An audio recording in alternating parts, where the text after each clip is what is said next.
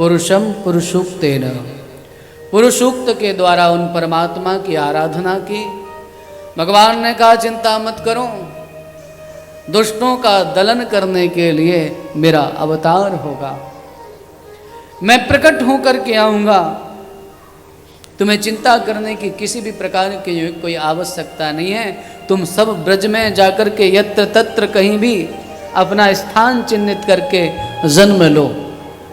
ब्रह्मा जी महाराज सबको प्रसन्न देख करके वहाँ से लौट करके आए, और जितने भी देवगण थे, हम सब सौभाग्यशाली हैं कि हम सबको ब्रज में जन्म मिला है भैया। हाँ, जितने भी देवी देवता थे वे सब ब्रज में आकर के, कोई लता बन गया, कोई गुल्म बन गया, कोई बंदर बन गया, कोई ग्वाल बन गया, कोई सखा बन गया, कोई सखी बन गया, सब श्री ठाकुर जी के। अच्छा, श्री ठाकुर जी ने कहा भी था किस लिए? बोले तत्प्रियार्थम। और तत्प्रिया कौन है? बोले राधा जी।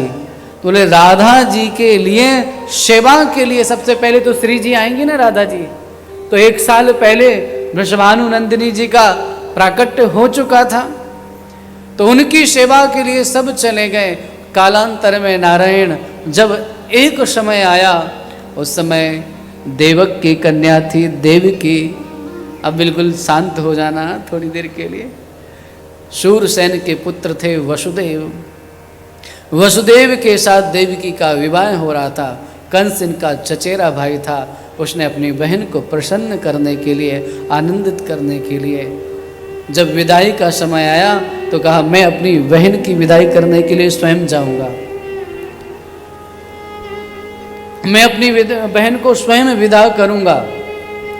इसलिए रथ की जो राशि है उसको अपने हाथ में ले लिया और स्वयं रथ चलाने लगा। बहन भी कितनी आनंदित हो रही है, देवकी कितनी आनंदित हो रही है। देखो मेरा भाई मुझे कितना प्रेम करता है, मेरा भाई मुझसे कितना स्नेह रखता है, मेरे रथ को स्वयं चला रहा है, अपने हाथ में चाबुक ले लिया है, घोड़ों की लगाम उसके हाथ में है। भगवान को ये देख करके अच्छा नहीं लगा कि जिसके यहाँ मैं जन्म लेने वाला हूँ उसके रथ को चलाने वाला कंस जैसा दुष्ट व्यक्ति हो।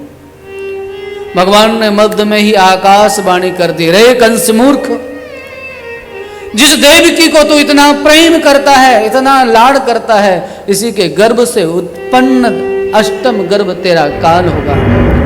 जैसे ही आकाशवाणी को सुना, सुन करके कंस रथ से नीचे कूद पड़ा, हाथ में तलवार ले ली।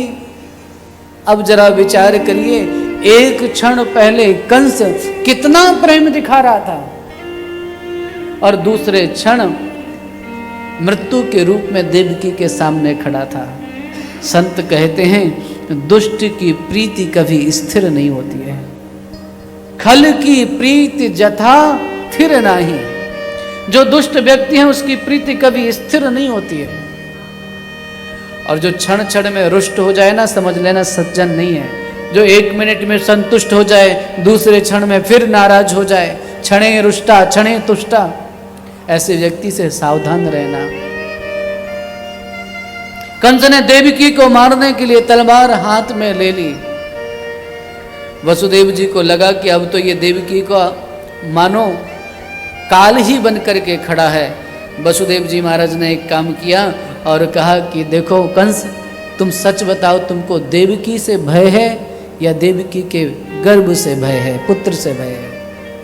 कंस ने कहा मुझे देवकी से भय नहीं, आकाशवाणी ने कहा है कि इसका अष्टम गर्भ मेरा काल होगा, तो बस मैं तो इतना कहूँगी, मैं तो इतना कहूँगा कि देवकी का अष्टम गर्भ मैं जन्म ही नहीं लेने दूंगा, तो मेरी मृत्यु का कारण कैसे बनेगा?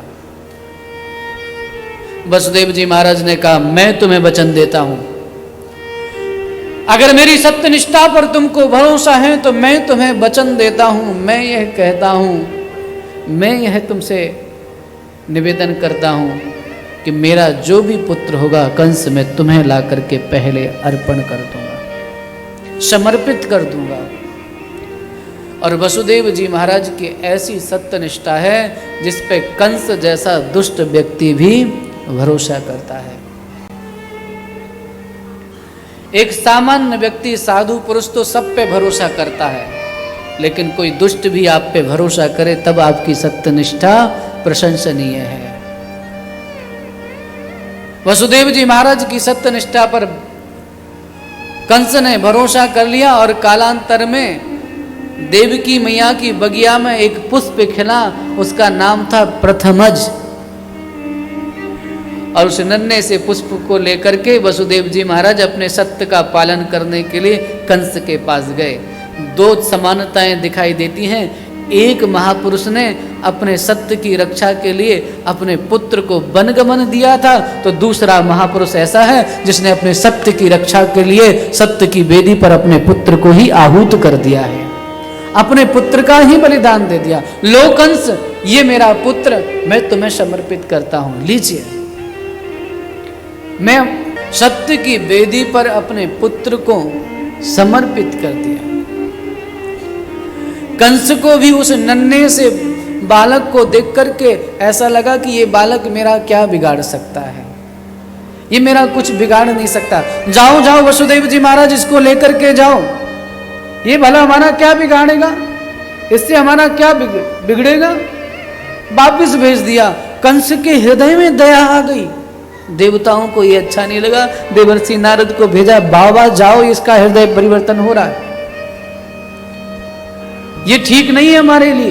देवर्षि नारद एक अष्टदल कमल लेकर के आए और ला करके कहा, कंस इधर से गिनो तो ये पहला है, इधर से गिनो तो ये पहला है, आठवां पहला हो सकता है और पहला आठवां हो सकता है।